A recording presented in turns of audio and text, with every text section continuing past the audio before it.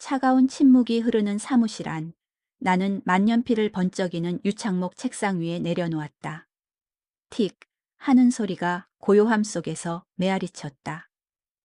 밤 9시 모든 직원들은 퇴근하고 나 혼자만 덩그러니 남아 있었다. 천장에서 쏟아지는 차가운 LED 조명이 꺼진 컴퓨터 모니터에 검은 유리 화면 위로 지치고 공허한 내 얼굴이 비쳤다. 35. 누군가에게는 가장 화려하고 빛나는 나이일 테지만 나에게는 돌덩이처럼 무거운 덤덤함만이 가슴을 짓눌렀다. 나는 정은채, 다국적 기업의 영업팀장. 화려한 직함 뒤에 숨겨진 공허함은 아무도 모르는 나만의 짐이었다. 바로 그때 옆에 놓인 휴대폰에서 진동이 울렸다. 익숙하면서도 지긋지긋한 진동. 보지 않아도 누구인지 알 수 있었다. 시어머니, 최 여사였다. 메시지 알림은 마치 영원히 끝나지 않을 부름처럼 집요했다. 나는 손을 허공에서 잠시 멈칫했다. 이 휴대폰을 쥐고 싶지 않았다. 이 메시지를 읽고 싶지 않았다. 하지만 지금 답장하지 않으면 바로 전화가 걸려오리라는 것을 너무나 잘 알고 있었다. 그리고 일단 시어머니가 전화를 걸면 절대로 짧게 끝나지 않았다. 나는 깊은 숨을 들이마시며 길었던 회의와 위기 처리로 소진된 마지막 인내심을 쥐어짰다. 손가락이 미끄러지듯 화면을 열었다. 예상대로 그녀의 메시지였다. 예, 은채야. 이번 달에 집에 일이 많구나. 정이세랑 수도세도 올랐고 네 아버님 보약도 좀 지어드려야겠다. 매달 보내주는 150만 원으로는 턱없이 부족하네. 그러니 이번 달에는 50만 원만 더 보태서 200만 원으로 채워주면 안 될까? 너는 월급도 많이 받는데 그 정도는 아무것도 아니잖니. 부모 좀 돕는 셈치렴. 메시지를 읽는 순간 가슴 속에서 쓰라림과 무력감이 동시에 차올랐다. 매달 똑같았다. 단 한 번도 바뀌지 않는 레퍼토리였다.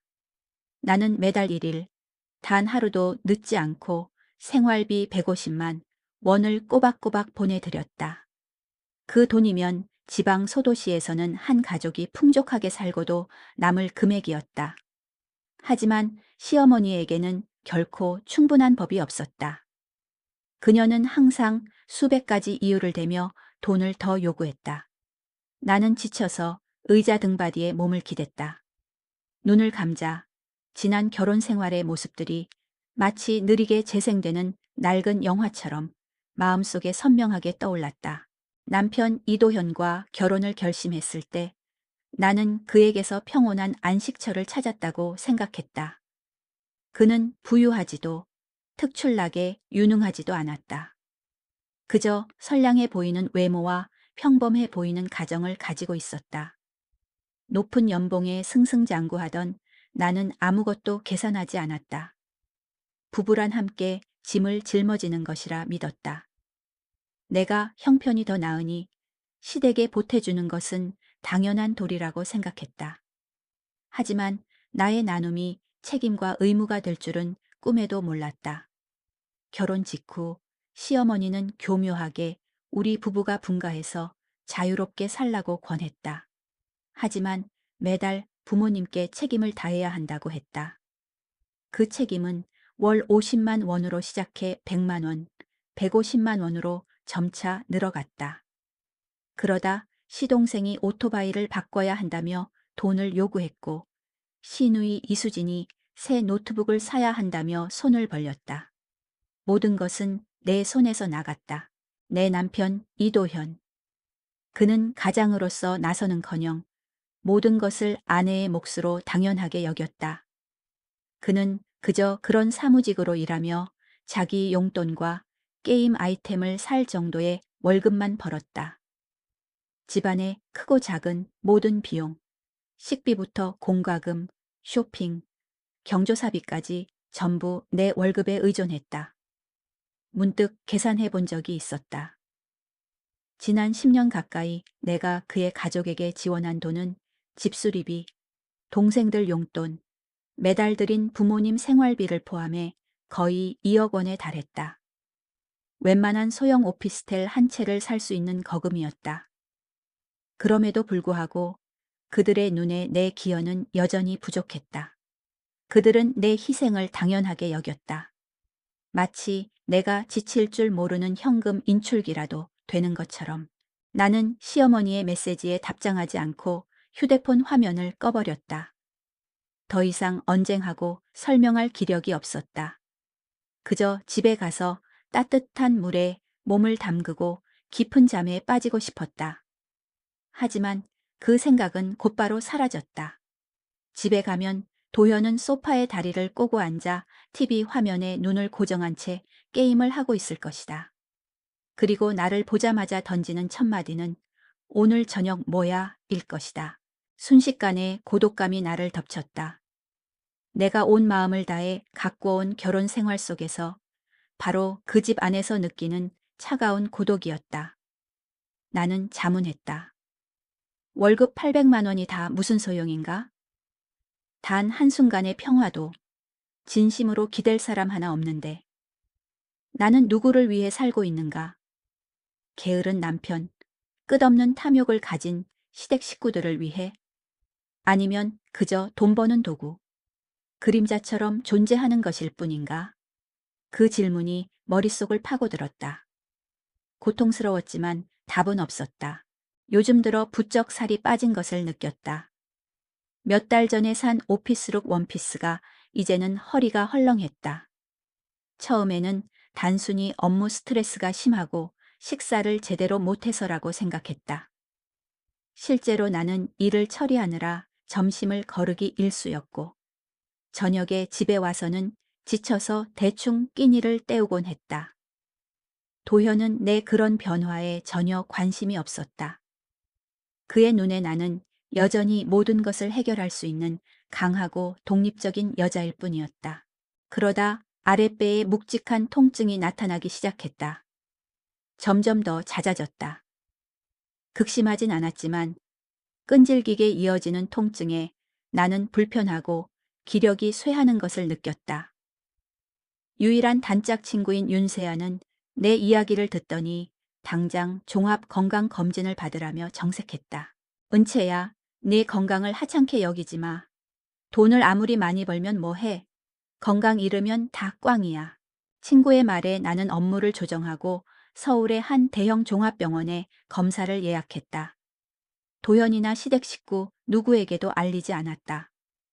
의미 없는 가식적인 안부 인사나 듣고 싶지 않았다. 나는 혼자 마주하고 싶었다. 진료실은 한산했고 특유의 소독약 냄새가 코를 찔러 약간 긴장되었다. 피를 뽑고 기본적인 검사를 마친 후 나는 복부 초음파 검사를 받으라는 지시를 받았다. 초음파 기사는 인상이 푸근하지만 눈빛은 매우 진지한 중년 여성이었다. 그녀는 내 배 위에서 조심스럽게 탐촉자를 움직이며 눈은 앞에 흑백 화면에 고정했다. 너무 조용해서 내 심장이 쿵쾅거리는 소리가 들릴 정도였다. 평소에 아랫배가 자주 아프셨나요? 의사가 갑자기 침묵을 깨며 물었다. 네, 가끔요. 최근에는 더 자주 아팠어요. 나는 애써 침착한 목소리로 대답했다. 그녀는 더 이상 말없이 미간을 살짝 찌푸렸다. 화면의 한 부분을 확대하더니 나에게 보여주었다. 오른쪽 난소에 약 6cm 크기의 이상 소견이 보입니다. 저희는 이걸 종양이라고 부릅니다. 양성인지 악성인지 확인하려면 CT 촬영이나 종양 표지자 검사 같은 정밀 검사를 추가로 하셔야 합니다. 종양이라는 두 글자를 듣는 순간 귀가 멍멍해졌다. 주변의 모든 것이 흐릿해졌다. 종양, 암. 영화나 남의 이야기에서나 듣던 무서운 단어들이 이제 나와 직접적인 관련이 있을 수 있다니. 등골을 따라 찬 기운이 흘렀다. 목이 바싹 마르고 더 이상 아무 말도 할 수 없었다. 의사는 내 공황 상태를 이해한 듯 부드럽게 내 어깨에 손을 얹으며 따뜻한 목소리로 말했다. 너무 걱정 마세요. 대부분은 양성 낭종인 경우가 많습니다. 하지만 섣불리 판단해서는 안 돼요. 조속히 검사를 받아서 제때 치료 방향을 잡는 것이 중요합니다. 제가 검사 의뢰서를 써드리겠습니다. 나는 넋이 나간 사람처럼 초음파실을 나왔다. 손에 들린 검사 의뢰서가 청음만큼 무거웠다. 텅 빈 병원 복도를 목적 없이 걷는 동안 머릿속은 하얗게 비었고 보이지 않는 공포가 심장을 옥죄었다. 죽는 것이 두려웠다. 아직 이루지 못한 계획도 품고 있던 포부도 너무 많았다. 하지만 그보다 더 두려운 것은 만약 나에게 정말 무슨 일이 생긴다면 누가 내 곁에 있어줄까 하는 생각이었다. 도현? 아니면 그의 가족? 그 생각에 입가에 씁쓸한 미소가 번졌다. 장담컨대 내가 이 소식을 전하면 그들의 첫 반응은 내 건강에 대한 걱정이 아니라 자신들의 현금 인출기에 문제가 생길까 하는 걱정일 것이다. 나는 병원 뜰의 벤치에 주저앉아 극한의 고독감을 느꼈다. 오늘따라 하늘은 잿빛이었고 내 마음처럼 무겁게 내려앉아 있었다. 처음으로 내가 힘들게 번 돈이 참으로 무의미하게 느껴졌다. 그 돈으로 좋은 집, 좋은 차를 살 수는 있어도 진심 어린 위로 한마디, 가장 약해졌을 때 기댈 어깨 하나 살 수 없었다. 밤새도록 뒤척이다가 나는 도연에게 말해야겠다고 결심했다. 어쨌든 그는 내 남편이니까. 그에게 아무리 실망했더라도 마음 깊은 곳에서는 생사의 문제 앞에서는 그가 변할 것이라는, 남편으로서의 책임을 보여줄 것이라는 한 줄기 희망이 남아 있었다. 나는 그가 막 잠에서 깨어 정신이 가장 맑을 시간을 골라 전화를 걸었다. 여보, 나 할 말 있어. 잠을 설친 탓에 목소리가 잠겨 있었다. 말해. 나 지금 엄마랑 가구 보러 나왔어. 거실에 놓을 새 장식장 사야 한다고 하셔서. 전화기 너머 도연의 목소리는 약간 초조했고 주변의 소음이 섞여 들렸다. 가슴이 쿵 하고 내려앉았다. 또 시어머니였다. 나는 숨을 고르며 감정을 억눌렀다. 나 어제 병원 갔는데 의사 선생님이 난소에 종양이 있대. 추가 검사를 해봐야 한다고 했어. 나는 숨을 죽이고 그의 반응을 기다렸다. 몇 초간의 침묵 후 그가 시어머니에게 말하는 소리가 들렸다. 엄마, 이 샘플 좀 먼저 보고 계세요. 전화 좀 받고 올게요. 그리고 그는 다시 내게 말했다. 목소리는 조금 진지해진 듯 했지만 여전히 건성인 티를 숨기지 못했다. 그래, 종양? 뭐, 양성이겠지. 뭘 걱정해? 의사 선생님 말대로 해. 그의 마지막 질문이 내 얼굴에 찬물을 끼얹는 것 같았다. 비용은 많이 들어? 괜찮냐? 무섭지 않냐? 지금 어디냐? 는 말 한마디 없었다. 그가 가장 먼저 관심을 가진 것은 돈이었다. 내 안의 실망감이 극에 달했다. 아직 몰라? 검사를 해봐야 알 수 있어. 나는 차갑게 대답했다. 결과 나오면 알려줘. 엄마가 이 장식장 보라고 부르시네. 끊는다. 도연은 서둘러 말하고 전화를 끊었다. 전화기에서 흘러나오는 길고 둔탁한 소리가 나의 순진함을 비웃는 듯했다. 나는 침대에 멍하니 앉아 무심한 벽을 바라보았다. 어디선가 눈물이 왈칵 쏟아져 나와 멈출 수가 없었다. 내가 대체 뭘 기대한 걸까? 10년 동안 아내에게 빌붙어 살며 아내를 감정 없는 그림자 취급한 남자에게 희망을 걸다니. 바로 그때 휴대폰에 다시 메시지 알림이 떴다. 이번에는 추측할 필요도 없었다. 시어머니, 최 여사였다. 은채야. 엄마랑 도연이가 방금 아주 멋진 원목 장식장을 봤는데 우리 집 거실에 딱이겠더라. 지금 할인해서 300만 원밖에 안 한대. 바로 계약금 걸게 계좌 이체 좀 해줘. 안 그럼 다른 사람이 사갈라. 내일은 천천히 해. 여자들한테 흔한 혹이라더라. 한약 몇 첩 먹으면 낫는다는데 뭘 그렇게 호들갑을 떨어. 메시지를 읽는 내 손이 떨렸다. 호들갑을 떨어. 그녀의 눈에 내 건강과 생명은 그저 사소한 일, 300만 원짜리 장식장보다 신경 쓸 가치가 없는 일이었던 것이다.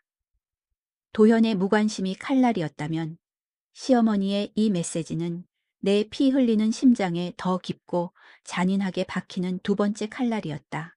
나는 답장하지 않았다. 휴대폰을 옆으로 던져버리고 베개에 얼굴을 묻은 채 흐느껴 울었다.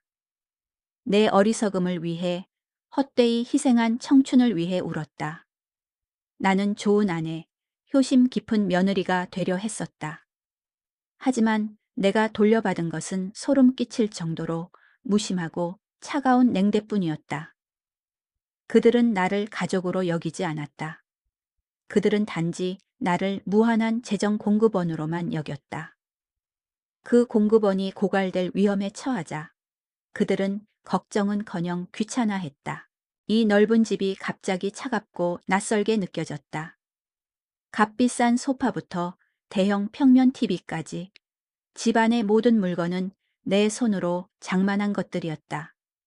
하지만 이제 그것들은 나의 실패를 증언하는 말없는 증거물처럼 보였다. 나는 화려한 새 장을 짓고 그 안에 스스로를 가두었다. 그리고 이제야 그것이 얼마나 공허하고 영혼 없는 곳이었는지 깨달았다. 고독감이 세포 하나하나에 스며들어 내 인생에서 내가 가장 불필요한 존재처럼 느껴졌다. 텅 빈 집에서 숨 막히는 고독을 견딜 수 없어. 나는 핸드백을 황급히 집어들고 문을 뛰쳐나왔다. 택시를 타고 친구 윤세아의 집으로 향했다. 지금 내가 생각할 수 있는 유일한 곳. 산산조각 난 내 영혼의 마지막 피난처였다. 세아는 문을 열고 내 모습을 보고는 깜짝 놀랐다. 퉁퉁 부은 눈, 헝클어진 머리, 넋이 나간 얼굴. 친구가 묻기도 전에 나는 와락 터뜨렸다. 지난 며칠간 억눌렀던 모든 감정이 산산조각 나며 폭발했다. 나는 세아의 어깨에 머리를 기대고 버려진 아이처럼 울었다. 세아는 아무 말 없이 나를 조용히 안아주며 등을 가볍게 토닥여 주었다.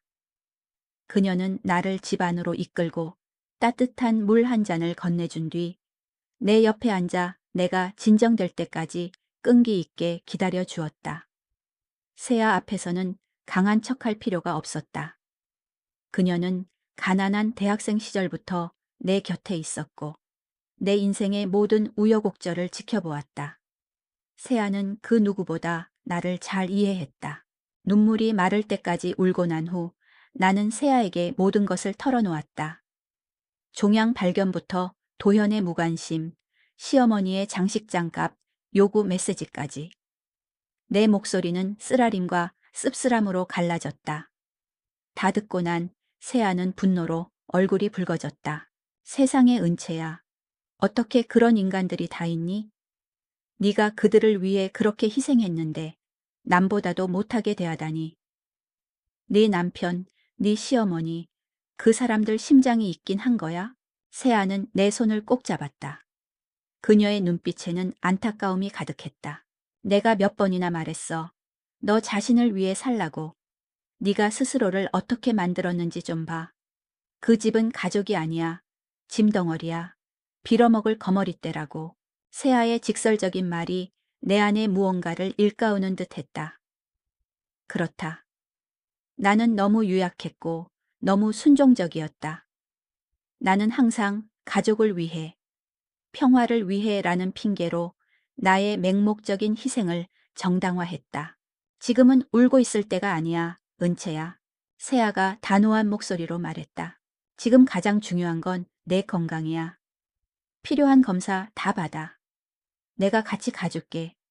무슨 일이 있어도 너한테는 내가 있잖아. 세아의 단호함과 따뜻함이 메마른 내 영혼에 스며드는 시원한 물줄기 같았다.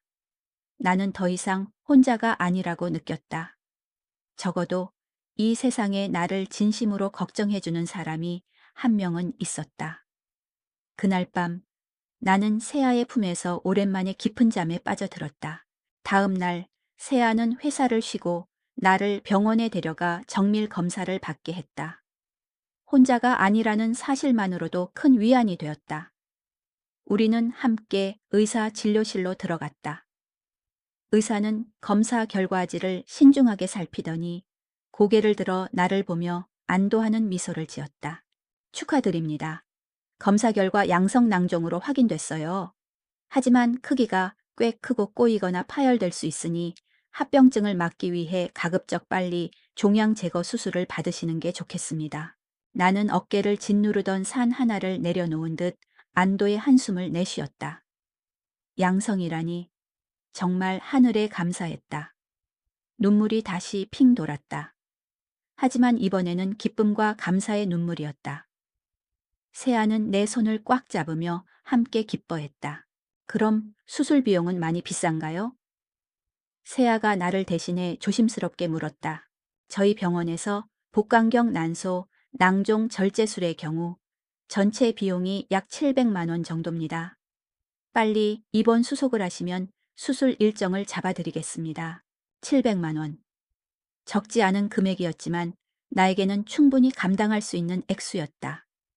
하지만 그 순간 내 머릿속에는 도현과 시어머니의 얼굴이 떠올랐다. 이 금액을 말하면 그들이 또 돈이 아깝다는 타령을 시작할 것이 뻔했다. 시험해보자. 한 가지 생각이 머리를 스쳤다. 어쩌면 이것이 바로 내가 가족이라고 부르는 사람들의 진짜 얼굴을 더 명확하게 볼 기회일지도 모른다. 나는 그날 저녁 복잡한 심정으로 집에 돌아왔다. 종양이 양성이라는 안도감과 곧 있을 수술에 대한 불안감, 그리고 시댁 식구들을 마주해야 한다는 생각에 대한 권태감이 뒤섞여 있었다. 도연은 집에 와 있었고 부엌에서 컵라면을 먹고 있었다. 나를 보더니 그는 고개만 들어 무심하게 물었다. 어디 갔다 이제 와? 검사 결과 받으러 갔었어. 나는 가방을 식탁에 내려놓으며 대답했다. 그래서 의사가 뭐래? 도현은 라면을 후루룩거리며 물었다. 눈은 여전히 게임 방송이 나오는 휴대폰 화면에서 떼지 않았다. 양성이래. 근데 빨리 수술해야 한다고 하더라. 비용은 700만 원 정도 든대. 나는 일부러 금액을 강조했다. 도현은 동작을 멈췄다. 그는 고개를 들어 이번에는 나를 똑바로 쳐다보았다. 미간이 찌푸려졌다. 700만 원? 왜 그렇게 비싸? 그냥 공공병원 가서 싸게 하지. 그런 건 어디서 하나 똑같잖아. 나는 이런 반응을 예상했지만 실망감을 감출 수 없었다. 나는 여기서 하기로 결정했어.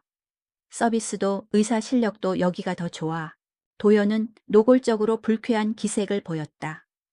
그는 라면 그릇을 내려놓으며 날카롭게 말했다. 네가 결정해?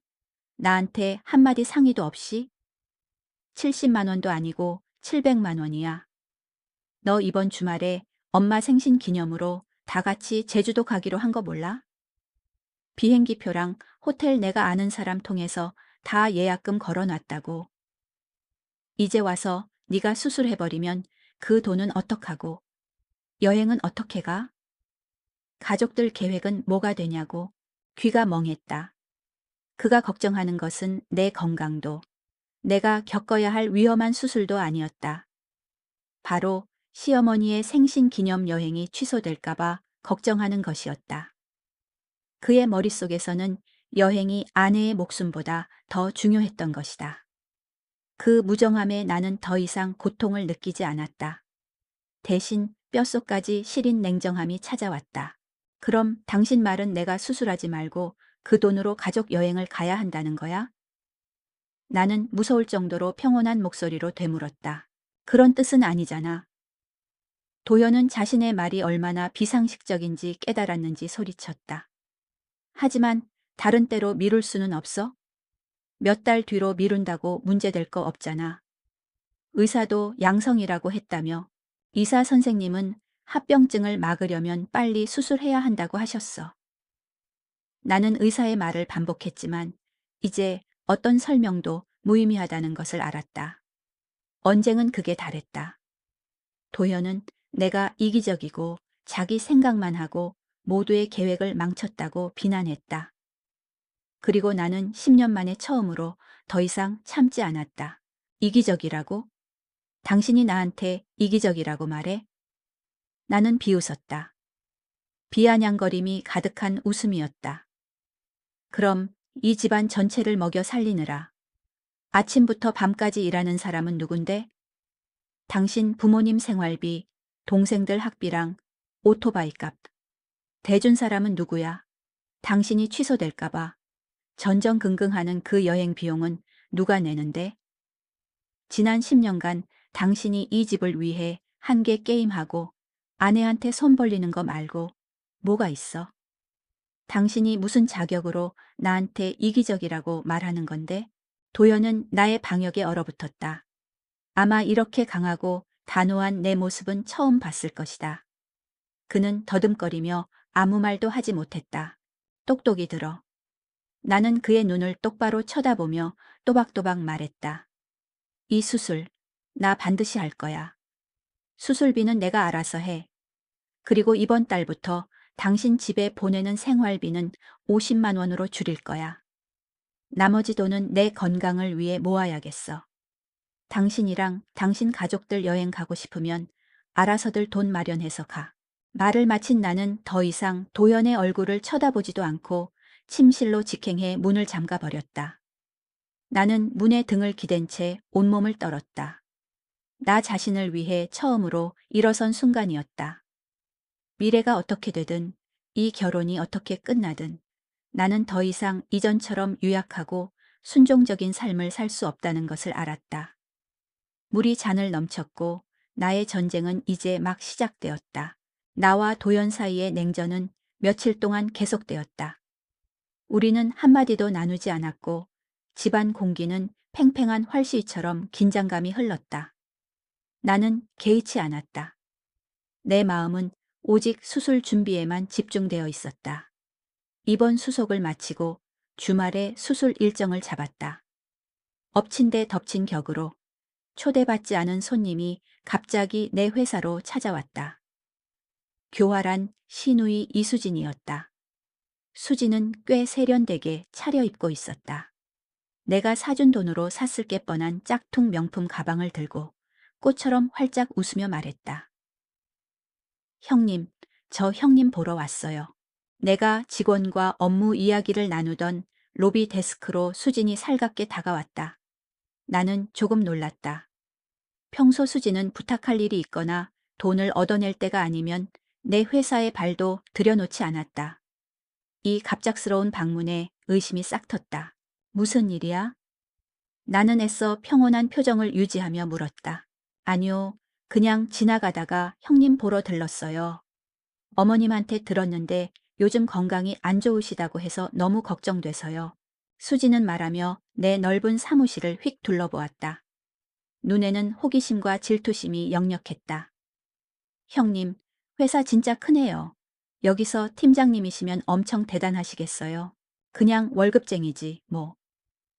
나는 건성으로 대답하고는 안내 데스크 직원에게 말했다. 오렌지 주스 한 잔만 부탁해요. 나는 수진을 내 사무실로 안내했다. 그녀는 의자에 앉아 계속해서 이런저런 잡다한 이야기를 늘어놓았다. 하지만 나는 그녀의 모든 질문 속에 숨겨진 의도를 느낄 수 있었다. 그녀는 내 업무, 인간관계, 회사의 재정 상황에 대해 물었다. 단순한 병문안과는 거리가 멀었다. 가식의 절정은 다음 날 내가 수술 준비를 위해 입원했을 때 찾아왔다.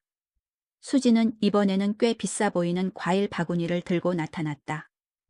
형님, 저 병문안 왔어요. 몸은 좀 어떠세요? 수지는 병상 옆 테이블에 과일 바구니를 내려놓으며 지극히 염려스러운 목소리로 말했다. 그때 병실에는 나 혼자였다. 세아는 잠시 뭘 사러 나간 참이었다. 나는 수술 검사로 지친 몸을 침대에 누이고 있었다. 고마워, 괜찮아. 나는 대답했다. 수지는 의자에 앉아 연기를 시작했다. 그녀는 내 병세와 수술 비용에 대해 묻고는 안타까운 척했다. 세상에 700만 원이라니 너무 비싸네요. 우리 오빠는 돈도 없어서 형님한테 아무 도움도 못 되고 그래도 액땜했다 생각하시고 몸이나 잘 추스르세요. 이야기하는 동안 나는 수진의 시선이 자꾸만 침대 옆 선반에 놓인 내 핸드백을 힐끔거리는 것을 알아챘다. 그러더니 그녀는 내 가방 바로 옆 테이블에 있던 물컵을 일부러 엎지르는 척했다. 어머, 죄송해요. 제가 너무 칠칠 맞아서. 수지는 황급히 휴지로 물을 닦으며 내가 보지 않는 틈을 타 재빨리 손을 뻗어 가방 지퍼를 열려고 했다. 하지만 나는 이미 경계하고 있었다. 그녀가 병실에 들어서는 순간부터 무언가 이상하다고 느꼈다. 나는 눈을 감고 쉬는 척했지만 실은 눈을 가늘게 뜨고 그녀의 모든 행동을 지켜보고 있었다. 수진의 손이 가방에 닿는 순간 나는 벌떡 일어나 그녀의 손목을 낚아챘다. 지금 뭐 하는 거야? 내 목소리는 얼음장처럼 차가웠다. 수지는 화들짝 놀라며 얼굴색이 변했다. 그녀는 황급히 손을 빼며 말했다. 아, 아무것도 아니에요, 형님. 그냥 물 닦아드리려고. 물 닦으려고? 아니면 내 가방 안에 뭐가 있는지 보려고? 나는 그녀의 눈을 똑바로 쳐다봤다. 거기 현금은 없어. 카드 몇 장밖에. 실망했니? 정곡을 찔리자 수진의 얼굴은 하얗게 질렸다가 이내 붉어졌다. 그녀는 더듬거렸다. 형님, 무슨 말씀이세요? 이해가 안 돼요. 이해가 안 돼? 내가 이해시켜줄게. 나는 손에 힘을 더 주었다. 너 여기 온 거, 나 병문안하러 온 거 아니지? 내가 얼마나 아픈지, 너희 집 돈줄에 문제가 생길지 염탐하러 온 거잖아. 그리고 기회가 되면 내 지갑이라도 훔치려고 했겠지. 네, 그 손버릇 내가 모를 줄 알아? 수지는 할 말을 잃었다. 그녀는 내 손을 뿌리치고 벌떡 일어섰다. 상냥했던 표정은 온데간데 없고 뻔뻔하고 악의에 찬 얼굴이 드러났다. 사람을 뭘로 보고 그런 말을 하세요?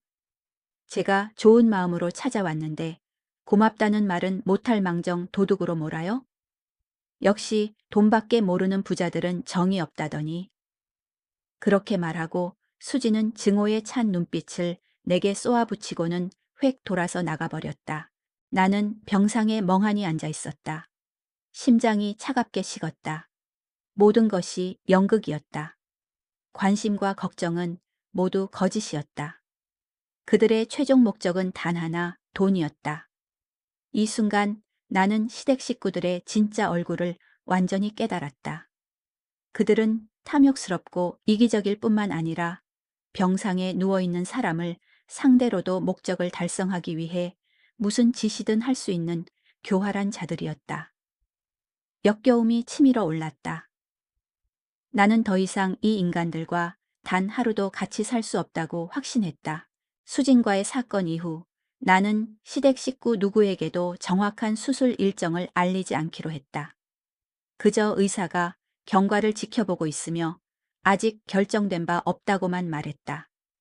나는 육체적으로도 정신적으로도 안정이 필요했다. 수술을 위해 정식으로 입원하기 전날 밤 나는 몇 가지 개인 물품을 챙기러 집에 들렀다. 도현은 집에 없었다. 아마 친구들과 어울려 놀고 있을 것이다. 집은 섬뜩할 정도로 조용했다. 나는 읽고 있던 책을 가지러 부부의 공동 서재로 들어갔다. 도연의 컴퓨터가 켜져 있었다. 아마 나가기 전에 끄는 것을 잊은 모양이다. 평소 나는 남편의 사적인 물건을 들여다보는 습관이 없었다. 하지만 왠지 그 순간 보이지 않는 힘이 나를 이끌었다. 나는 의자에 앉아 마우스를 움직였다. 화면에는 PC 버전 카카오톡이 떴고 내 사랑 미나라는 이름의 대화창이 열려 있었다. 심장이 멎는 듯했다.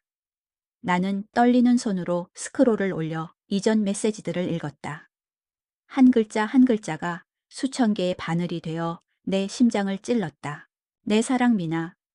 도현 오빠, 오빠가 약속한 그 명품백은 언제 사줄 거야? 멋쟁이 도현, 우리 자기 조금만 기다려.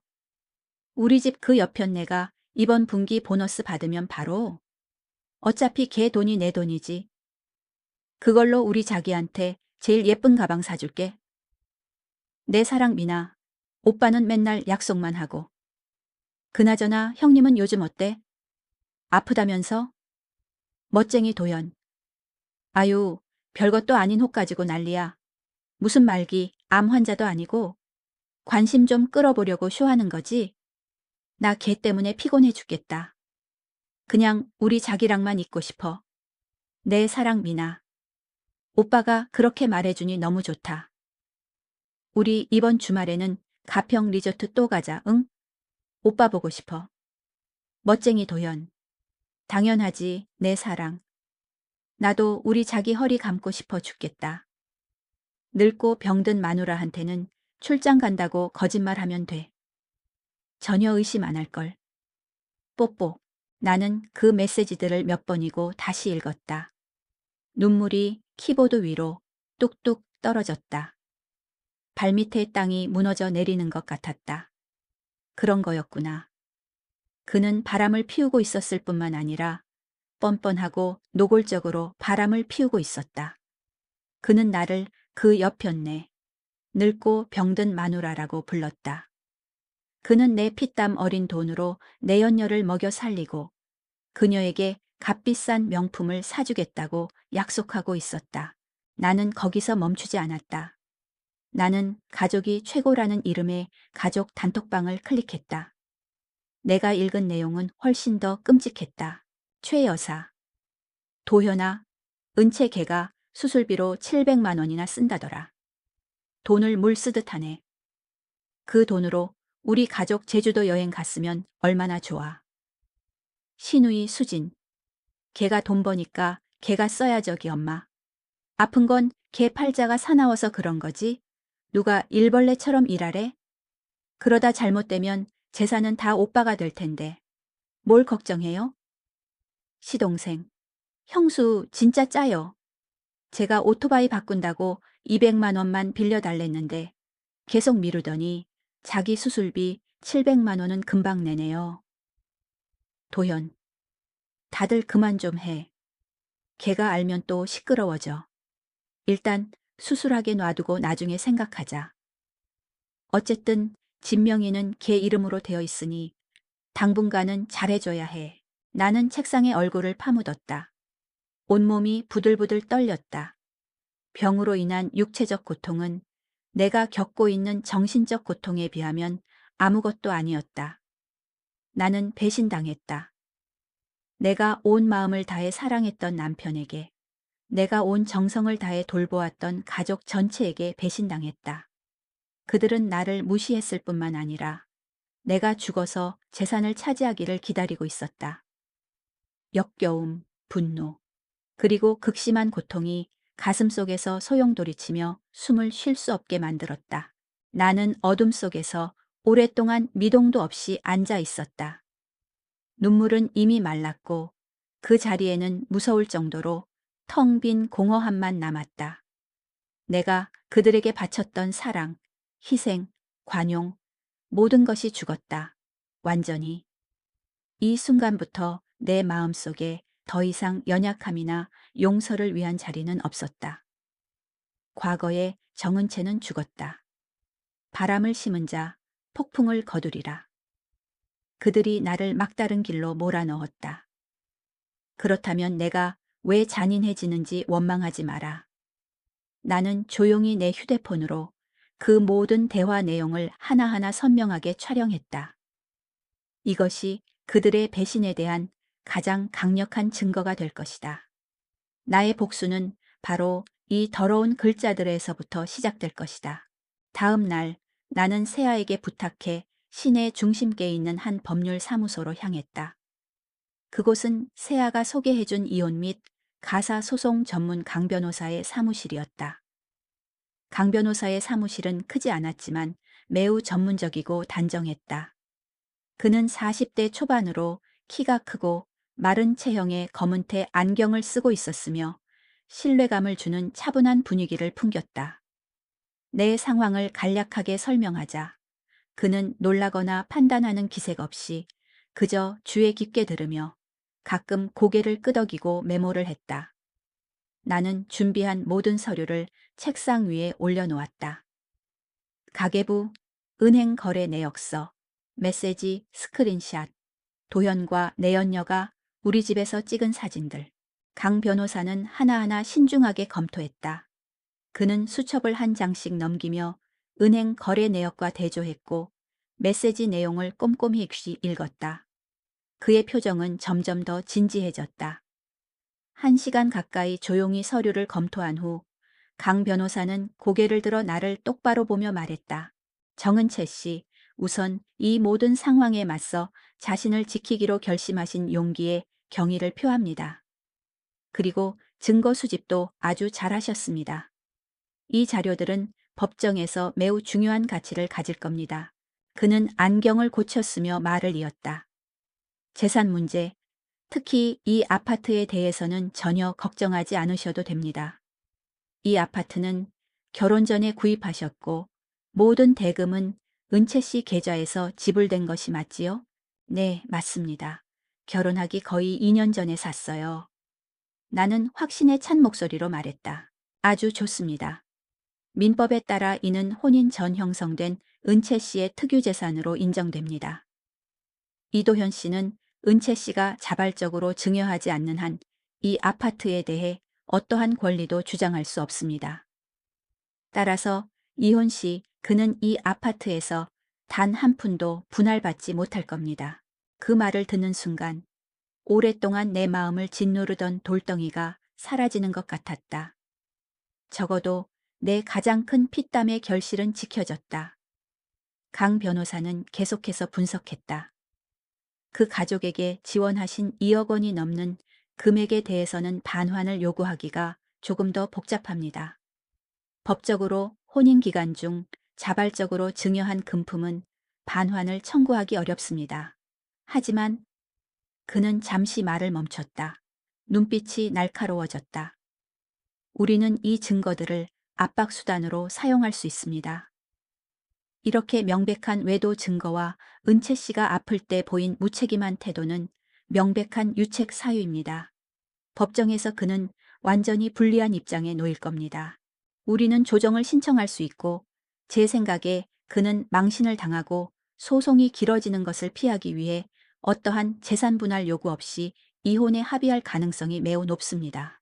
그러다 강 변호사는 미간을 찌푸리며 몇몇 계좌 이체 내역서를 다시 들춰보았다.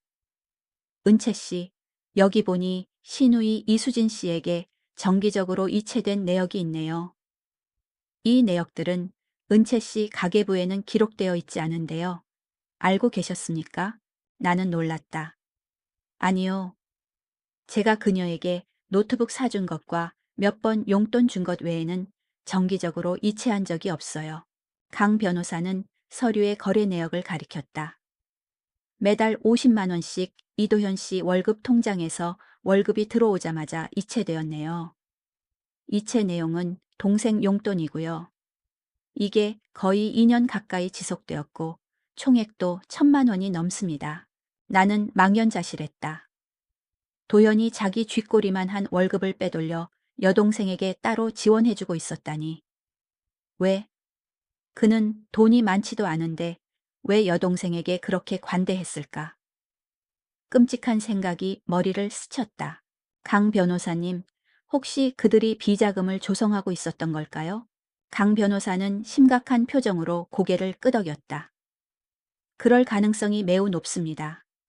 이것은 공동재산을 은닉하려는 행위입니다. 금액이 아주 크지는 않지만 그들의 불순한 의도를 보여주는 증거가 됩니다. 저를 찾아오신 것이 정말 다행입니다. 우리는 아주 신중하게 행동해야 합니다. 지금부터는 평소처럼 행동하시고 그들이 아무것도 눈치채지 못하게 하세요. 스스로 꼬리를 드러내도록 내버려 둡시다. 법률 사무소를 나오자 내 마음은 한결 든든해졌다. 나는 더 이상 이 싸움에서 혼자가 아니었다. 내 편에는 법이 있었고 현명한 길잡이가 있었다. 이도현, 내 가족들. 기다려라. 진짜 재미있는 연극은 이제부터 시작이니까. 강 변호사와의 만남 이후 나는 몇 배는 더 경계심을 갖게 되었다. 나는 도현과 특히 수진의 모든 행동과 말을 주의 깊게 살피기 시작했다. 도현이 몰래 여동생에게 만들어준 그 비자금은 단순히 용돈을 위한 것이 아닐 거라는 확신이 들었다. 그 뒤에는 더 큰 음모가 있을 것이다. 진실을 파헤칠 기회는 생각보다 빨리 찾아왔다. 어느 날 저녁 카카오 스토리를 훑다가 우연히 수진이 고급 아파트 매물을 광고하는 게시물을 보게 되었다. 놀라운 것은 수진이 태그한 부동산 회사가 꽤 유명한 중개법인이었다는 점이다. 나는 얼어붙었다. 교활한 그 애가 부동산 중개인으로 일하고 있었다니. 왜 나에게 숨겼을까? 왜 온 가족이 입을 다물고 있었을까? 의심은 나로 하여금 더 깊이 파고들게 만들었다. 나는 이전에는 상상도 못했던 일을 하기로 결심했다. 집에 녹음기를 설치하는 것이었다. 이것이 올바르지 않은 행동이라는 것을 알았지만 이 상황에서는 다른 선택지가 없었다. 나 자신을 지켜야 했다. 나는 인터넷에서 단추나 장식품으로 위장할 수 있는 초소형 녹음기를 구입했다. 물건을 받은 후 나는 그것을 도현의 가족들이 시골에서 올라올 때마다 모여 앉아 이야기하는 것일 탁자 밑면에 교묘하게 부착했다. 그리고 오래 기다릴 필요가 없었다. 그 주말 시어머니 초의 여사와 수진이 수술한 날을 보러 온다는 핑계로 서울에 올라왔다. 물론 나는 그것이 핑계라는 것을 알고 있었다. 나는 여전히 평소처럼 심지어 그들이 의심하지 않도록 더 약하고 지친 모습을 보였다. 저녁 식사 후 나는 일찍 쉬어야겠다며 침실로 들어가 문을 닫았다. 하지만 사실 나는 잠들지 않았다. 문에 귀를 기울이며 밖의 모든 동태를 살폈고 동시에 녹음기가 잘 작동하기를 바랐다. 거실에서는 잡담이 오간 후 마침내 본론으로 들어갔다. 최 여사의 목소리가 들떠서 울려 퍼졌다. 그래서 어떻게 됐어? 수진아, 너 돈 빌릴 곳은 알아봤니? 수진의 목소리는 속삭였지만 확신에 차 있었다. 엄마, 걱정 마세요. 제가 이 업계에서 일해서 잘 알아요. 등기부등본 원본만 있으면 담보대출로 최소 3억은 받을 수 있어요. 서류는 제가 다 처리할 수 있고요. 빠르고 간단하게요. 심장이 멎는 듯했다. 등기부등본, 3억 대출. 도연의 목소리가 약간 망설이며 끼어들었다. 근데 그 등기부등본, 은채가 엄청 꽁꽁 숨겨놨는데 어떻게 꺼내? 오빠는 진짜 무능하다니까. 수진이 쏘아붙였다. 이렇게 큰 집을 관리도 못하고 등기부등본 어디 뒀는지 찾아내야지. 내가 보니까 걔 서재에 있는 금고에 중요한 서류들 넣어두는 것 같던데. 어떻게든 열어봐. 어떻게 열어? 걔가 비밀번호를 계속 바꾸는데. 도연이 한탄했다. 최 여사가 혀를 찼다. 진짜 은혜를 원수로 갚는구나. 이 집은 내 아들 집이고 나중에는 내 손주 집이 될 건데 그걸 저렇게 자기 것처럼 꽉 쥐고 있다니. 수진이 말이 맞아. 빨리 움직여야 해. 이러다가 걔가 병들어서 죽기라도 하면 재산이 다 나라에 넘어가서 한 푼도 못 건진다고. 빨리 등기부등본 꺼내서 담보 잡고 돈 빌려서 사업해야 해. 그 돈 엄마한테 줘. 내가 아주 좋은 사업 아이템을 알아놨어. 원금의 4배는 벌 수 있어. 쑥. 나는 문 뒤에 서서 온몸이 차갑게 식었다.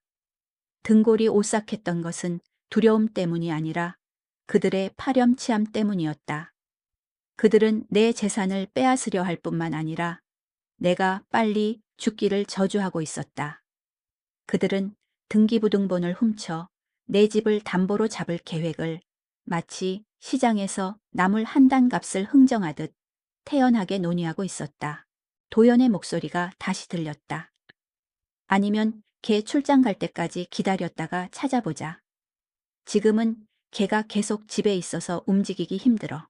언제까지 기다려? 수진이 쏘아붙였다. 기회는 2번 오지 않아. 오빠가 기회를 만들어야지. 무슨 핑계를 대서라도 며칠 멀리 보내버려. 등기부등본만 손에 넣으면 내가 위임장 위조해서 담보 잡을게. 걔가 알아챘을 때는 이미 늦었을걸. 그때는 우리 손에 돈이 있으니 걔가 난리치면 돈 좀 쥐어주면 조용해질 거야. 여자는 다루기 쉬워. 나는 터져 나오는 신음을 막기 위해 손으로 입을 틀어 막았다. 하지만 그것은 고통의 신음이 아니라 극에 달한 분노의 신음이었다. 다루기 쉽다고? 좋아. 누가 누구를 다룰지 한번 보자. 나는 조용히 방으로 돌아왔다. 심장이 전쟁복처럼 울렸다. 모든 것이 명백해졌다. 그들의 모든 음모가 드러났다. 그들은 등기부등본을 훔치고 서류를 위조해 내 집을 빼앗으려 하고 있었다. 그들의 계획은 잔인하고 치밀했다. 하지만 그들은 나를 너무 얕보았다. 그들은 자신들의 모든 말이 똑똑하게 녹음되고 있다는 사실을 몰랐다. 나는 휴대폰을 들어 강 변호사에게 메시지를 보냈다. 변호사님, 제게 물건이 하나 있습니다. 부인할 수 없는 증거입니다. 그날 밤 나는 잠들지 않았다. 어둠 속에 앉아 완벽한 계획, 완벽한 덫을 설계했다. 그들이 내가 멀리 떠나길 원한다면 소원을 들어주겠다. 그들이 기회를 원한다면 황금 같은 기회를 만들어주겠다. 미끼는 준비되었다. 이제 낚시를 할 시간이다. 나의 복수 계획에는 완벽한 연기가 필요했고 내가 주연 배우가 될 것이었다. 나는 태도를 바꾸기 시작했다. 차갑고 무심한 아내에서 점차 부드러운 모습으로 변해갔다. 나는 도현에게 먼저 말을 걸고 그의 일을 물었다. 심지어 그가 예전에 좋아하던 음식 몇 가지를 만들어주기도 했다. 나의 변화에 도현은 매우 놀랐다. 그리고 당연히 그는 덫에 걸려들었다. 그는 내가 죽을 고비를 넘기고 나서 가족의 소중함을 깨닫고 두려움을 느끼고 화해하고 싶어만 한다고 생각했다. 그는 달콤하게 굴며 내 비위를 맞추기 시작했지만 눈빛에는 득의 양양함과 계산적인 속내가 숨겨져 있었다. 며칠간 저자세를 취한 후 나는 결정적인 미끼를 던지기로 결심했다. 저녁 식사 자리에서 나는 무심하게 말했다. 여보, 다음 주말에 내 단짝 친구 세아가 부산에서 결혼식을 해. 나한테 들러리를 서달라고 해서 며칠 다녀와야 할 것 같아. 음식을 먹던 도현은 동작을 멈췄다. 그의 눈이 빛났지만 애써 태연한 척했다. 그래? 너 수술한 지 얼마 안 됐는데 그렇게 멀리 가도 괜찮아? 의사 선생님한테 물어봤어. 무리하지 않으면 괜찮대. 그리고 내 제일 친한 친구 결혼식이잖아. 평생 한 번인데 안 갈 수가 없지. 한 3, 4일만 있다 올 거야. 나는 약간 애교 섞인 목소리로 말했다. 도연은 마치 금이라도 캔 듯 기뻐했다. 그는 서둘러 맞장구를 쳤다. 그럼 단짝 친구 결혼식인데 당연히 가야지. 걱정 말고 다녀와. 집안일은 내가 다 알아서 할게. 가는데 돈은 얼마나 필요해? 내가 줄까? 나는 속으로 웃었다. 나를 걱정하는 건지 아니면 당신들 계획을 걱정하는 건지. 나는 고개를 저었다. 아니야, 나 돈 있어. 내가 알아서 할게. 연극은 완벽하게 연출되었다. 도현은 내가 부산에 갈 것이라고 철석같이 믿었다. 그날 저녁 나는 그가 수진에게 전화하는 것을 엿들었다. 그의 목소리는 환희에 차 있었다. 걔 다음 주에 부산 간대. 며칠 동안 집 비워. 우리 기회가 왔어. 준비 잘 해놔. 이번에는 깔끔하게 처리해야 해. 수진과의 통화가 끝난 후 그는 또 다른 사람에게 전화를 걸었다. 이번에는 내연녀 미나였다. 자기야, 우리 다음 주말에 강원도 놀러 가자. 그 마누라한테는 친구 결혼식 간다고 거짓말했어. 오빠가 큰 거 한 건 하기 전에 미리 축하 파티하는 셈치고 우리 가족 여행 한번 시원하게 쏘는 거야. 자기가 원하는 거 다 해줄게. 나는 내가 몰래 그의 카카오톡 계정에 연동해둔 두 번째 휴대폰을 통해 모든 대화를 똑똑히 들었다. 마음이 얼음장처럼 차가워졌다. 좋다. 아주 좋아. 내 집을 훔치려 할 뿐만 아니라 그 시간을 이용해 바람을 피우고 나의 어리석음을 비웃으며 축하 파티까지 하겠다. 좋아. 실컷 즐겨라. 그것이 너희들이 웃을 수 있는 마지막 여행이 될 테니까. 나는 즉시 부산행 왕복 비행기표를 예매하고 그 화면을 캡처해서 도연에게 보내 그의 믿음을 굳혔다. 하지만 물론 나는 어디에도 가지 않을 것이다. 내 목적지는 화려한 결혼식이 아니라 이 연극의 결말이 쓰일 강 변호사의 사무실이었다. 나는 조용히 떠날 준비를 시작했다. 옷은 많이 챙기지 않고 가장 중요한 서류들과 내 개인적인 기념품들만 작은 캐리어에 담았다. 내가 온 마음을 다해 지은 이 집을 둘러보았다. 작은 구석 하나, 물건 하나하나 모두 내 손으로 고른 것들이었다. 나는 이 장소를 얼마나 사랑했던가. 하지만 이제 이곳은 나에게 역겨움과 배신감만을 불러일으킬 뿐이었다. 나는 이곳을 떠나 다시는 돌아오지 않을 것이다. 모든 것이 계획되었다.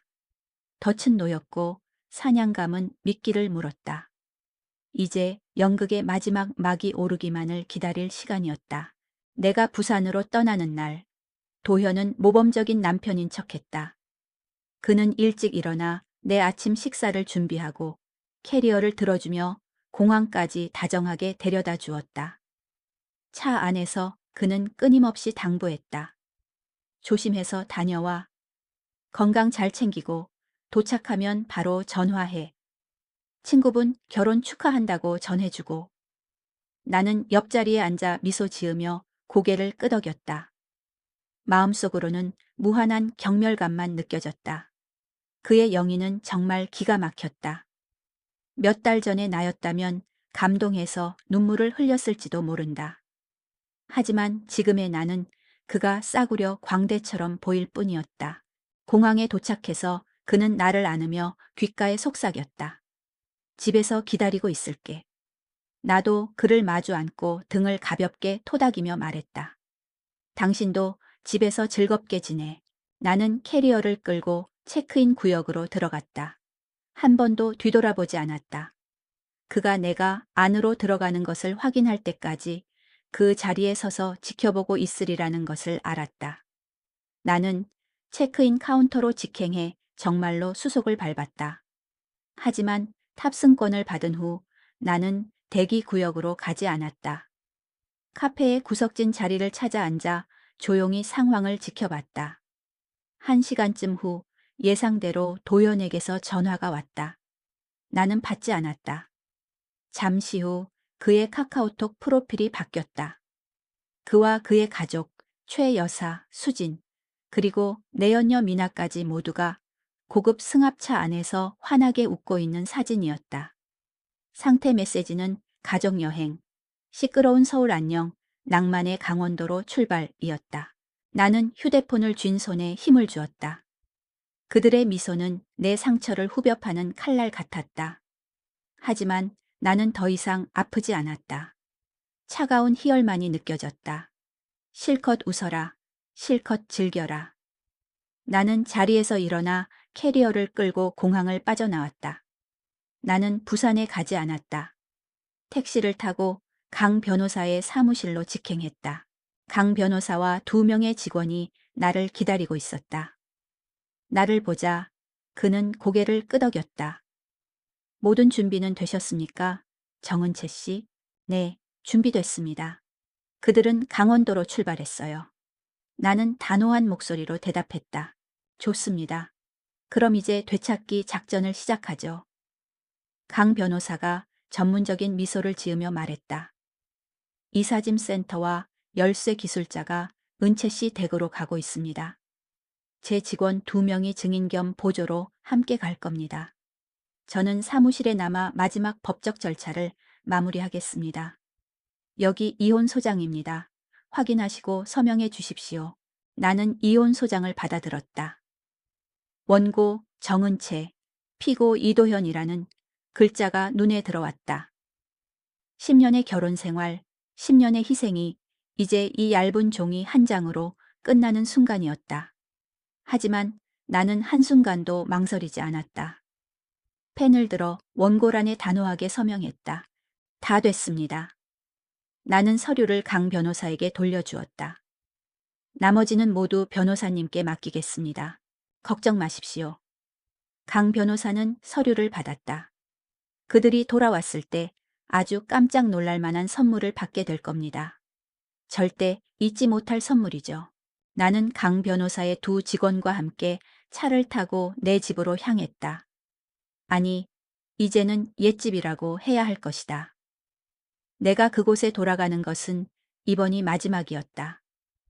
집에 돌아가기 위함이 아니라 원래 내 것이었던 것을 되찾고 내 인생에서 영원히 지워버리기 위함이었다. 연극의 결말이 공식적으로 시작되었다. 택시가 내가 살던 고급 아파트 단지 앞에 멈췄다. 나는 깊은 숨을 들이마시고 강 변호사의 두 직원과 함께 엘리베이터에 올랐다.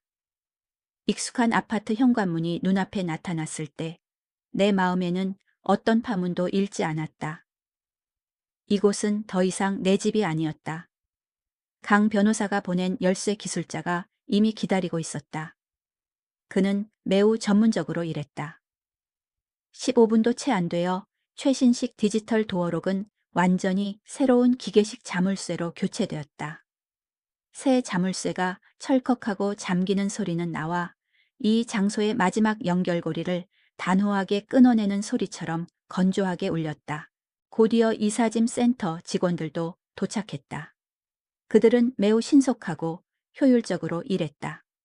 나는 거실 한가운데 서서 물건 하나하나를 가리켰다. 이 소파, 이 식탁 세트, TV, 냉장고, 세탁기, 모든 가전제품과 큰 가구들 옮겨주세요. 저기 옷장 안에 제 옷들, 신발, 가방, 책장의 책들 다 옮겨주세요. 주방의 모든 것, 그릇, 냄비, 프라이팬 전부 다요. 나는 오직 도연에게 속한 것들만 남겨두었다. 옷장 속 그의 낡은 옷 몇 벌, TV 아래 어지럽게 널린 게임기와 게임 타이틀, 달아빠진 운동화 몇 켤레. 그 외에 내 피땀 어린 돈으로 산 모든 것들은 이곳을 떠나야 했다. 이사짐 센터 직원들은 쉴 새 없이 일했다. 넓은 집은 점차 텅 비어갔다. 텅 빈 공간에 그들의 발소리가 울리며 낯설면서도 해방감을 주는 느낌을 자아냈다. 나는 말없이 조용히 그 광경을 지켜보았다. 나는 단순히 가구를 버리는 것이 아니었다. 고통과 거짓으로 가득했던 과거 전체를 버리는 것이었다. 물건 하나하나가 옮겨질 때마다 마음의 짐도 조금씩 가벼워졌다. 3시간이 넘게 걸려 집은 완전히 텅 비었다. 삭막한 4개의 벽과 도현의 쓰레기 같은 물건들만 남았다. 나는 마지막으로 집을 한 바퀴 둘러보았다. 이곳은 한때 나의 자부심이었고 내가 꿈꾸던 보금자리였다. 이제는 차갑고 텅 빈 껍데기일 뿐이었다. 나는 유일하게 남겨진 식탁 앞으로 다가갔다. 강 변호사가 준비한 서류 뭉치를 조심스럽게 올려놓았다. 맨 위에는 내 서명이 담긴 이혼 소장이 있었다. 그 아래에는 모든 증거가 있었다. 내가 시댁에 지원한 2억 원이 넘는 금액의 은행 거래 내역서, 도현의 외도 카톡 메시지 스크린샷, 그와 내연녀가 바로 이 집에서 찍은 사진들, 그리고 가장 중요한 것, 그의 가족 전체가 내 집을 빼앗으려던 음모를 나눈 대화의 녹음 파일. 모든 것이 완벽하게 준비되었다. 빠져나갈 구멍 없는 덫이었다. 나는 등을 돌려 문을 나섰다. 한 번도 뒤돌아보지 않았다. 새 자물쇠가 등 뒤에서 잠길 때 나는 무한한 해방감을 느꼈다. 나는 자유로워졌다. 앞으로 여전히 많은 풍파가 있겠지만 적어도 나는 10년 동안 나를 가두었던 화려한 새 장을 내 손으로 부수었다. 되찾기 작전은 성공했다. 이제 그물에서 벗어난 줄 아는 물고기들이 돌아와 물이 말라버린 연못을 마주할 차례였다. 사흘 후 이도현 가족의 축하 여행이 끝났다. 그들은 환희에 찬 얼굴로 양손에 강원도 특산물을 잔뜩 들고 돌아왔다. 하지만 그들의 기쁨은 아파트 현관문 앞에서 급격히 사라졌다. 왜 문이 안 열려? 민준이 디지털 도어록과 씨름하는 동안 초의 여사가 투덜거렸다. 이상하네. 배터리가 다 됐나? 민준이 중얼거리며 여러 번 시도했다. 수진이 자물쇠를 자세히 보더니 소리쳤다.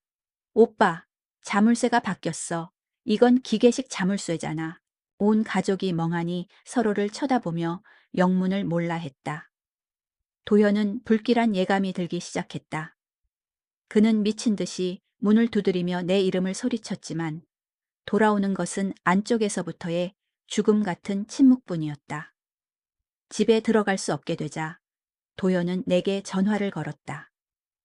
나는 휴대폰 화면에 뜬 그의 이름을 보며 입꼬리만 살짝 올렸다. 받지 않았다. 그는 계속해서 전화를 걸다가 이내 욕설과 협박이 담긴 문자를 보내기 시작했다. 너 지금 무슨 짓이야? 당장 문 열어. 안 열면 가만 안 둬. 나는 태연하게 알림을 껐다. 나는 그의 다음 행동이 내 회사로 찾아와 난동을 부리는 것일 줄 알았고 그를 맞이할 준비를 마친 상태였다. 다음 날 아침 예상대로 도현이 내 회사에 나타났다. 그는 혼자가 아니었다. 최 여사와 수진을 대동했다. 세 사람은 살기 등등한 얼굴로 회사 로비로 쳐들어왔다. 정은채 어디 있어?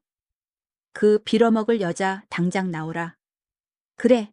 도연이 소리치며 로비 전체를 아수라장으로 만들었다. 회사 전체 직원의 시선이 그들에게 쏠렸다. 나는 미리 보안팀에 언지를 해두었기에 그들은 막지 않고 상황을 지켜보기만 했다. 나는 내 사무실에서 태연하게 걸어 나왔다. 나는 세련된 네이비색 정장을 입고 가볍게 화장한 채 자신감 있고 냉정한 모습이었다. 수술을 겪었거나 배신으로 고통받은 여자처럼 보이지 않았다. 나를 보자 도현은 맹수처럼 달려들었다. 너 어젯밤에 어디 있었어? 왜 집 자물쇠를 바꾼 거야? 무슨 속셈이야? 나는 가만히 서서 그의 눈을 똑바로 쳐다보며 침착하게 말했다. 그건 내 집이에요. 내가 원할 때 언제든지 자물쇠를 바꿀 권리가 있어요. 당신이 무슨 자격으로 나한테 묻죠? 무슨 자격? 내가 네 남편이잖아. 도연이 으르렁거렸다. 곧 아니게 될 거예요.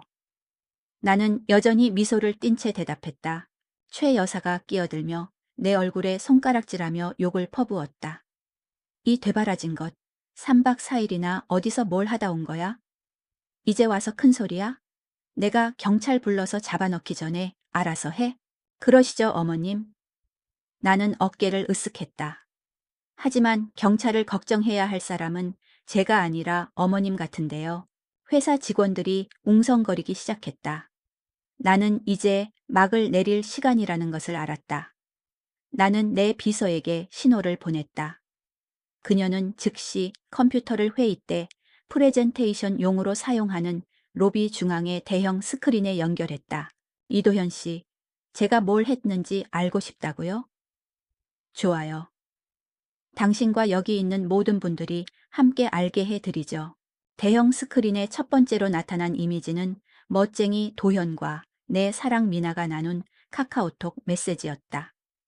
나를 짓밟는 말들, 내 돈으로 내연녀에게 선물을 사주겠다는 약속. 모든 것이 선명하게 드러났다. 도현의 얼굴은 붉어졌다가 창백해졌다. 다음은 그와 내연녀가 바로 내 집, 우리 부부의 침대에서 찍은 사진들이었다. 최 여사와 수진도 할 말을 잃었다. 하지만 나는 멈추지 않았다. 그리고 이것이 제가 여러분을 위해 준비한 가장 특별한 선물입니다. 녹음 파일이 재생되었다. 맑고 뚜렷한 음성이 로비 전체에 울려 퍼졌다. 그것은 바로 그의 가족 전체가 등기부등본을 훔쳐 집을 담보로 잡으려던 음모를 나눈 대화였다. 수진의 목소리, 도연의 목소리, 최 여사의 목소리까지. 그들의 잔인한 계획이 낱낱이 드러났다. 빨리 등기부등본 꺼내서 담보 잡고 돈 빌려서 사업해야 해. 걔가 죽기라도 하면 재산이 다 나라에 넘어가서 한 푼도 못 건진다고. 내가 위임장 위조해서 걔가 알아챘을 때는 이미 늦었을걸. 내 회사 직원들은 모두 경악했고 이내 분노와 경멸의 시선으로 바뀌었다. 그들은 도연의 가족을 마치 괴물처럼 쳐다보았다. 도연은 제대로 서 있지도 못하고 온몸을 부들부들 떨었다.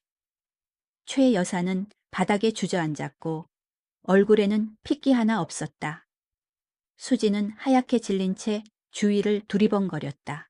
나는 도연 앞으로 다가가 얼음장 같은 목소리로 말했다. 다 봤어요? 다 들었어요? 이제 내가 왜 집 자물쇠를 바꿨는지 알겠어요. 나는 이혼 소장과 펜을 안내 데스크 위에 올려놓았다. 서명해요. 서명하면 당신들을 재산 강탈 미수죄로 고소하지 않겠어요. 하지만 그러지 않는다면 나는 스크린을 힐끗 보았다. 이 모든 것은 바로 경찰서로 갈 겁니다. 부인할 수 없는 증거 앞에서 수십 명의 증인과 비난 앞에서 도연에게는 다른 길이 없었다. 그는 떨리는 손으로 펜을 들어 이혼 소장에 서명했다. 나의 10년간의 지옥을 끝내는 서명이었다. 회사에서의 굴욕적인 공개 대질 신문 이후 도현의 가족은 완전히 무너졌다. 단 한 푼의 재산 분할도 받지 못한 채 이혼 서류에 서명해야 했다. 도현은 좌절과 분노 속으로 돌아갔지만 그것은 그들 지옥의 시작에 불과했다. 강 변호사는 내 지시에 따라 초의 여사가 사기 자금으로 사업을 하려던 계획이 담긴 녹음 파일을 익명으로 그녀가 사는 지역 경찰서에 제보했다. 그녀가 자랑하던 사업 아이템은 불법 사채 및 유사 수신 행위 조직이었음이 드러났다. 즉시 경찰 수사가 시작되었고 시골의 시부모님 집은 수사 협조를 위해 압류되었다. 기세등등하던 최 여사는 하루아침에 징역형을 마주한 범죄자로 전락했다. 교활한 시누이 수진도 후폭풍을 피하지 못했다. 그녀 가족의 추악한 이야기와 녹음 파일이 어떻게 된 일인지 그녀의 부유한 약혼자 집안의 귀에 들어갔다. 명문가였던 예비시댁은 즉시 파혼을 선언했다. 그들은 인성이 썩고 사기 음모로 가득한 집안의 며느리를 받아들일 수 없었다. 수지는 신분 상승의 기회를 잃었을 뿐만 아니라 온 동네와 친척들의 웃음거리가 되었다. 하지만 가장 큰 대가를 치른 사람은 바로 도현이었다. 내 회사에서의 추문은 삽시간에 퍼져나갔다. 도현의 회사 사장은 자신의 직원이 외도를 하고 아픈 아내를 방치했으며 재산을 빼앗으려 했다는 사실을 알고 경로했다. 그는 도현을 즉시 해고하지는 않았지만 가장 말단 사원으로 강등시키고 모든 수당과 복리후생을 박탈했다. 편안한 자리에서 쫓겨난 도현은 잡무를 처리하며 동료들의 감시와 경멸을 견뎌야 했다. 거기서 끝나지 않았다. 도현의 내연녀였던 미나의 남편이 아내의 외도 사실을 알고 도현의 회사까지 찾아와 난동을 부렸다. 그는 키가 크고 온몸에 문신을 한 남자였다. 그는 말없이 도현을 회사 정문 앞에서 죽도록 두들겨 패버렸다. 도현은 얼굴이 시퍼렇게 멍들고 팔까지 부러진 채 구경꾼들의 통쾌한 시선 속에서 길바닥에 쓰러졌다. 항상 자신들이 위에 있다고 여기며 며느리의 돈을 빨아먹던 이도현의 가족은 이제 빚, 감옥, 실직, 굴욕 속에서 풍비박산났다. 그들이 받아야 할 모든 업보가 한꺼번에 닥쳐왔다. 나는 그 소식들을 새알을 통해 들었다. 내 마음에는 통쾌함도 동정심도 없었다. 오직 평온함만이 있었다. 그것이 그들의 탐욕과 악행, 비인간성에 대한 대가였다. 인과응보, 뿌린 대로 거두는 법이다. 나는 공식적으로 해방되었다. 이혼 절차는 신속하게 처리되었다. 나는 더 이상 그 인간들과 어떠한 연결고리도 없었다. 내 인생은 이제 새로운 페이지로 넘어갈 것이다. 배신으로 더럽혀지지 않은 새하얀 페이지로 이 이혼 후 나는 너무나 많은 고통스러운 기억이 담긴 그 고급 아파트를 바로 매물로 내놓았다. 좋은 위치와 새 것 같은 인테리어 덕분에 집은 좋은 가격에 빨리 팔렸다. 큰돈을 손에 쥐었지만 기쁘기보다는 과거와 공식적으로 단절했다는 안도감이 더 컸다. 나는 그 돈의 일부로 조용한 동네에 더 작고 아늑한 아파트를 샀다. 침실 2개, 주방과 연결된 거실, 그리고 햇살 가득한 발코니가 있는 집이었다. 나는 내 취향대로 모든 것을 다시 꾸몄다. 주조색은 흰색과 민트색으로 하여 부드럽고 편안한 느낌을 주었다. 발코니에는 라탄 의자를 두고 매일 아침 그곳에 앉아 커피를 마시며 책을 읽었다. 삶이 참으로 평화롭게 느껴졌다. 하지만 마음의 상처가 단순히 이사만으로 아물지 않는다는 것을 알았다. 나는 심리상담 전문가를 찾아갔다. 의사와의 대화는 억눌려 있던 많은 부정적인 감정을 해소하는 데 도움이 되었다. 나는 배신에 맞서는 법, 과거 자신의 어리석음을 용서하는 법, 그리고 가장 중요하게는 다시 나 자신을 사랑하는 법을 배웠다. 내일도 한 단계 도약했다. 도연 가족 사건 이후 회사에서 내 평판은 손상되기는커녕 오히려 나의 강인함과 결단력에 대해 모두가 더 존경하게 되었다. 하지만 나는 더 큰 변화가 필요하다고 느꼈다. 바로 그때 한 헤드헌팅 회사에서 내게 연락해 왔다. 그들은 싱가포르에 지사를 둔 한 대형 다국적 기업의 최고 재무 책임자 CFO 자리를 제안했다. 연봉과 대우는 매우 매력적이었지만 나를 더 끌어당긴 것은 새로운 환경, 새로운 나라에서 일할 기회였다. 나는 망설임 없이 제안을 수락했다. 그것이 바로 지금 나에게 필요한 것이었다. 아무도 나를 모르고 과거를 떠올리게 할 것이 아무것도 없는 곳에서의 완전한 새로운 시작.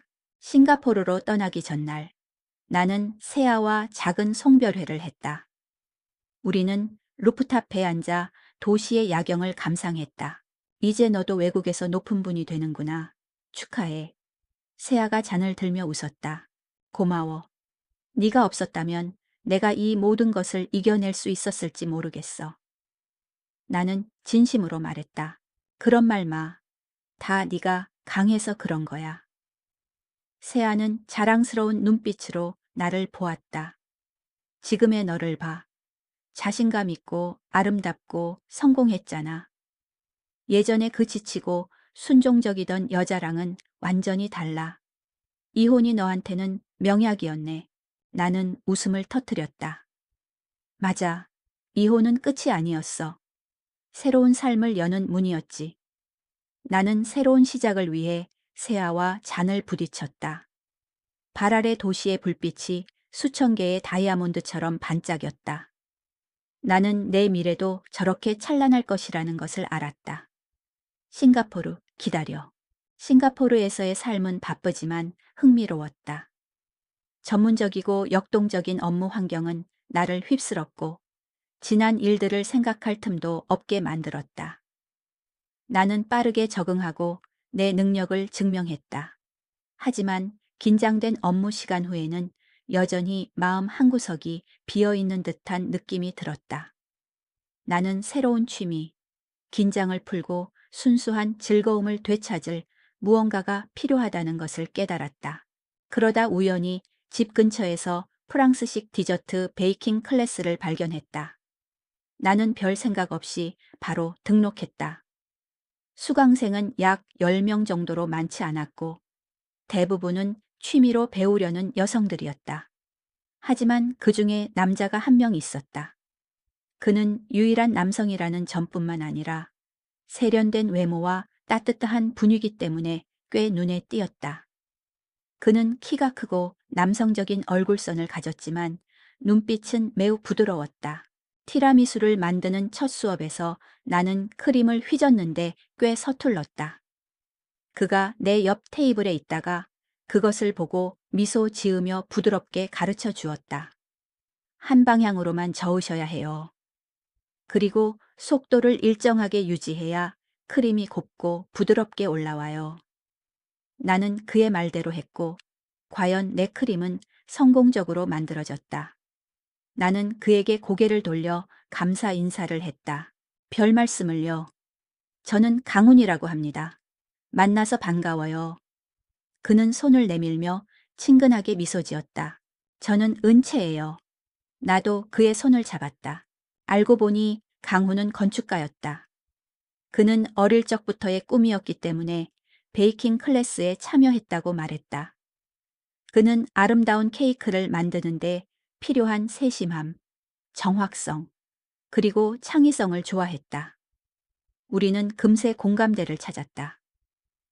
둘 다 일에서는 완벽주의자였지만 작고 섬세한 일에서 휴식을 찾는다는 점이 같았다. 베이킹 수업 시간은 정말 편안하게 흘러갔다. 우리는 종종 짝을 이루어 향긋한 크루아상과 다채로운 마카롱을 함께 만들었다. 강훈의 부드럽고 섬세하며 유머러스한 태도는 내 마음을 매우 편안하게 해주었다. 그는 결코 내 과거에 대해 묻지 않았고 그저 새로 만난 친구처럼 나를 대했다. 어느 날 저녁 수업이 끝난 후 나는 한국에서 온 낯선 번호로 전화를 받았다.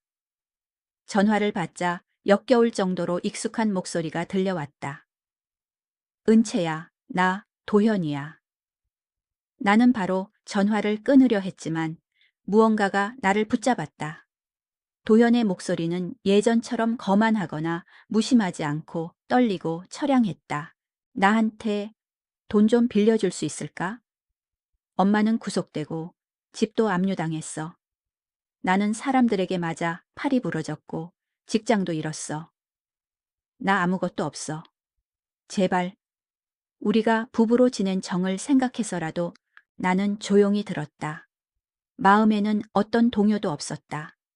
부부의 정이라니. 그가 감히 그 단어를 입에 담을 자격이 있을까? 내 번호는 어떻게 알았어요? 나는 차갑게 물었다. 세아한테, 세아한테 물어서 알아냈어. 도연이 더듬거렸다. 나는 비웃었다. 당신이 아무것도 없는 건 당신과 당신 가족이 자초한 일이에요. 그리고 나도 당신에게 줄 건 아무것도 없어요. 단 한 푼도. 말을 마친 나는 전화를 끊고 그의 번호를 영원히 차단했다. 그것은 마지막 구걸이었고 나의 마지막 거절이었다. 과거는 정말로 뒤에 남았다.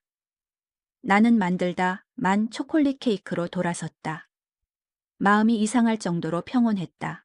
1년 후 내 삶은 완전히 평온하고 성공적인 궤도에 올랐다. 싱가포르에서의 일은 높은 수입뿐만 아니라 존중과 무한한 발전 기회를 가져다 주었다.